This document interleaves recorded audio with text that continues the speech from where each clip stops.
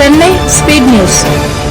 மாநில லாரி உரிமையாளர் சங்கம், அதாவது தமிழ்நாடு உடைய மாநில லாரி உரிமையாளர் சங்கம் நேற்றைய முன்தினம் நடந்த செயற்குழு கூட்டத்தில் ஜூன் 15ஆம் தேதியிலிருந்து 25% வாடகை உயர்த்துவதென முடிவெடுக்கப்பட்டது. அதனுடைய மெம்பர் என்பத முறையிலையோ லாரி உரிமையாளர் சங்க முறையிலோ இதை நாங்கள் வரவேற்கிறோம். லாரி உரிமையாளர், ஏன்னா கடந்த 10 ஆண்டுகளாக நாங்கள் வாடகை உயர்த்தவே இல்லை.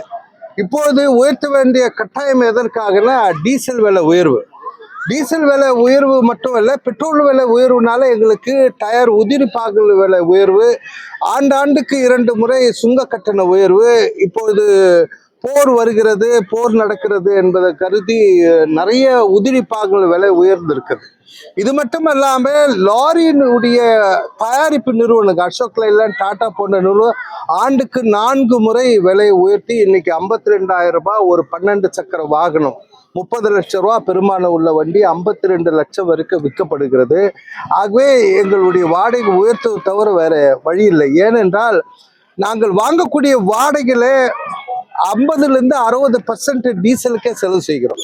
ஆகவே மத்திய அரசுக்கு பல முறை கோரிக்கை வச்சோம். அதாவது ஜிஎஸ்டிக்குள்ளே டீசல் விலையோ கொண்டு வாருங்கள் என்று பல முறை கோரிக்கை வைத்தோம். எங்கள் கோரிக்கை ஏற்கப்படவில்லை. எங்கள் வாழ்வாதாரத்தை காப்பாற்ற வேண்டும். ஆகவே எங்களுடைய லாரி சங்கங்கள் இணைந்து இந்த விலை உயர்வை அறிவித்து இருக்கிறது. ஆகவே பொதுமக்கள் பொறுத்தருள வேண்டும் என்பதை இந்த நேரத்தில் கேட்டுக்கொண்டோம்.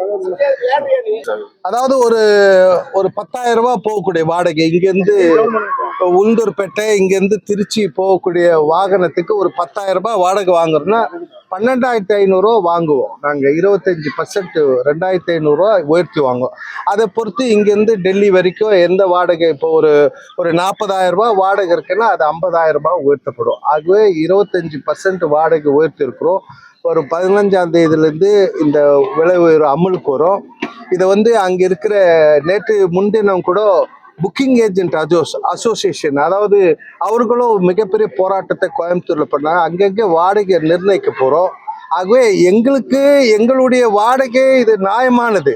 ஆனால் இன்றைய தினம் இந்த ஜல்லி, மணல், எம்சாண்ட் விலை உயர்வு அது எந்த அரசு எந்த பொருளும் உயர்த்தவில்லை. அதாவது கோரையினுடைய சீனரேஜ் ஃபீஸோ இல்லைன்னா கரண்ட் பில்லோ எதுவும் உயர்த்தாதான் அவர்கள் டன்னுக்கு 200 ரூபாய் உயர்த்திருக்கா. அது மாதிரி இல்லை. இது டீசல் விலை உயர்வு உங்களுக்கே தெரியும்.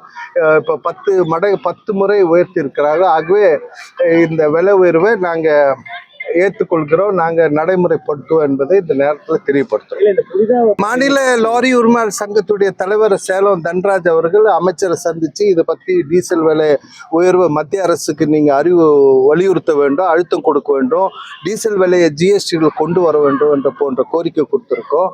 ஆகவே இந்த நேரத்தில் எங்கள் தொழிலை வாழ்வாதாரத்தை காப்பாற்ற வேண்டும் என்ற நோக்கத்தில் தான் இந்த முடிவை எங்களுடைய மாநில செயற்குழு முடிவெடுத்திருக்கிறது.